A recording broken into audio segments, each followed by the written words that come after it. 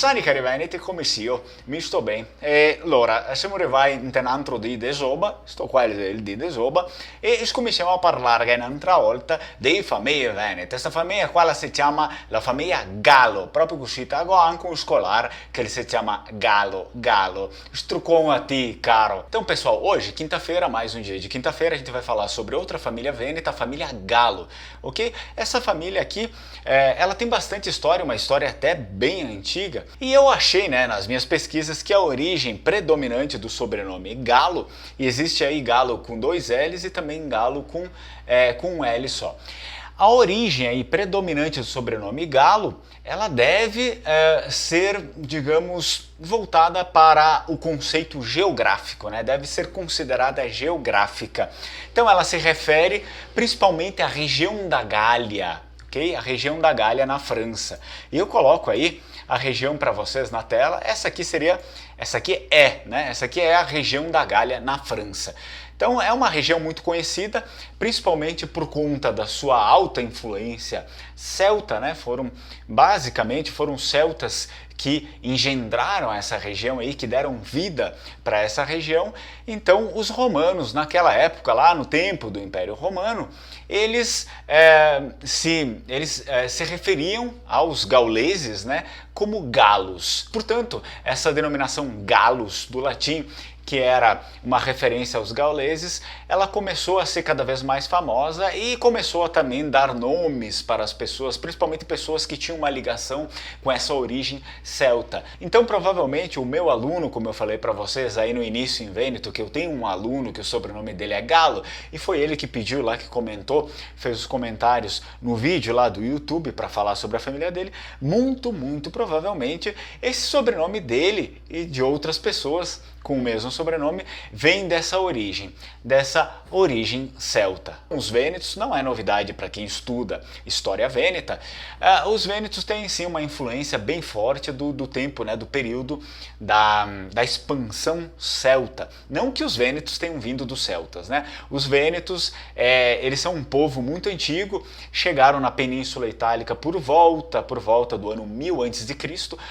Foi um dos primeiros povos a chegar na Península Itálica. Existiam outros também, né? Então era uma etnia própria, uma etnia independente, separada de outras etnias. E depois, obviamente, ao passar do tempo, como acontece em muitos lugares, e até ainda hoje, por conta de guerras, de imigração, de comércio, os vênetos ali dessa etnia original acabaram se misturando, por exemplo, com celtas, com germânicos, enfim, também com romanos. E então a gente tem famílias, tem vênetos que são diferentes uns dos outros, né?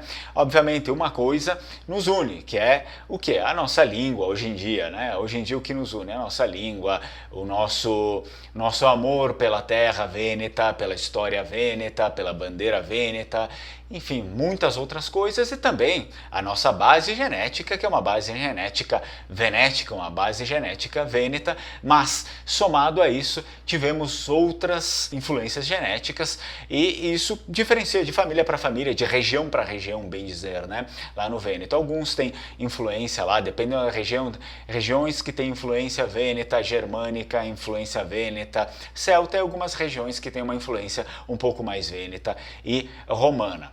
Mas enfim, é interessante a gente estudar sempre a história também da imigração aí em torno, dentro da Europa, né, dos povos europeus. A gente acaba entendendo isso de um jeito um pouco mais fácil de colocar na nossa cabeça, né? Por isso que muitas vezes eu falo, olha, escuta, não existe um italiano, uma etnia italiana, existem os povos da Itália. A Itália é uma península, como assim a Península Ibérica, né? Tá lá, tem Portugal, tem Espanha, Galícia, enfim, ou Península Balcânica, existem vários países, não necessariamente todos pertencem à mesma etnia. Assim aconteceu também com a Península Itálica, e é natural e é considerável que a gente respeite a autonomia dos povos, né? Os povos são diferentes, tiveram influências diferentes, línguas diferentes, e hoje, num contexto muito recente, é que surgiu aí essa união política dos povos da Itália, mas eles continuam sendo independentes, porque tiveram histórias aí no passado, independentes que eu digo historicamente, linguisticamente, enfim, etnicamente também. Então são povos diferentes. Interessante, então, voltando aqui para a família Galo, a família Galo, ela, como eu falei para vocês, obviamente o que vem em primeiro lugar é essa origem celta. De acordo com outros estudiosos, esse nome Galo também ele poderia ter sido dado por conta de pessoas que trabalhavam em várias funções em granjas de frangos, né? Geralmente isso atrelado à Idade Média, obviamente, os sobrenomes são antigos sempre. Então há também essa interpretação, digamos, do lado profissional, além do lado geográfico, e também uma interpretação lúdica. Isso, quando eu digo, não é que uma coisa serviu para todos. Pode ser que o nome ele tenha derivado de todas essas, né, essas coisas em regiões diferentes, em todas essas influências em regiões diferentes. Regiões que são mais celtas, lá no Vêneto, provavelmente cabe lá a primeira, né, dos gauleses. Regiões que têm um pouco menos influência disso, talvez tenha derivado de, digamos, de referências que sejam um pouco mais fora desse contexto geográfico dos celtas, dos gauleses. Então, há uma terceira referência também, que talvez esse sobrenome em algumas partes do Vêneto tenha derivado de uma experiência lúdica, né? Porque eles costumavam chamar certas pessoas de rei do galinheiro. Por quê? O que significava isso? Eles chamavam rei do galinheiro aquelas pessoas que demonstravam sempre atitudes de superioridade e convicção excessiva, ou seja, como no bom português brasileiro, aquela pessoa fazida, né, como a gente costuma dizer, a pessoa que se faz, né, que quer se mostrar. Então essa aqui, lá na Idade Média, eles costumavam chamar, esse é o rei do galinheiro, né, enfim, é o galo, né. Então, temos essas três vertentes.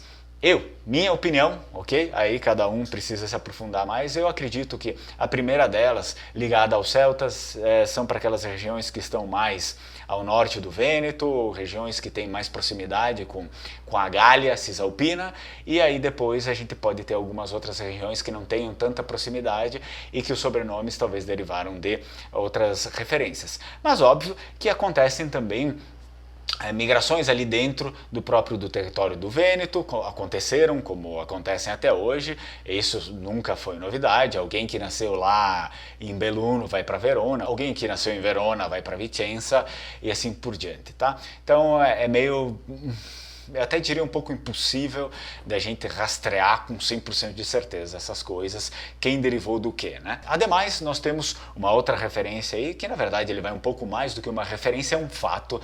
Tivemos também um santo irlandês, o São Galo. São Galo, santo irlandês, que teve uma importância, uma fama enorme aí durante o período da Idade Média, e ele se diz que ele é um dos responsáveis, né, pela difusão do sobrenome Galo, principalmente no tempo da Idade Média, tá? São Galo. Donc, a siamo qua del video, spero che vi piacesse questa informazione qua, e anche a te che ti sei il mescolaro che si chiama Galo, spero che il piacesse anche a lui, però mi vedeva che il sapesse di certe informazioni così, e va bene, bene, adesso che mi finito un altro video in P e vi ringrazio che si quadri guardare tutti i miei video, e viva la lingua veneta, ciao ciao, strucò!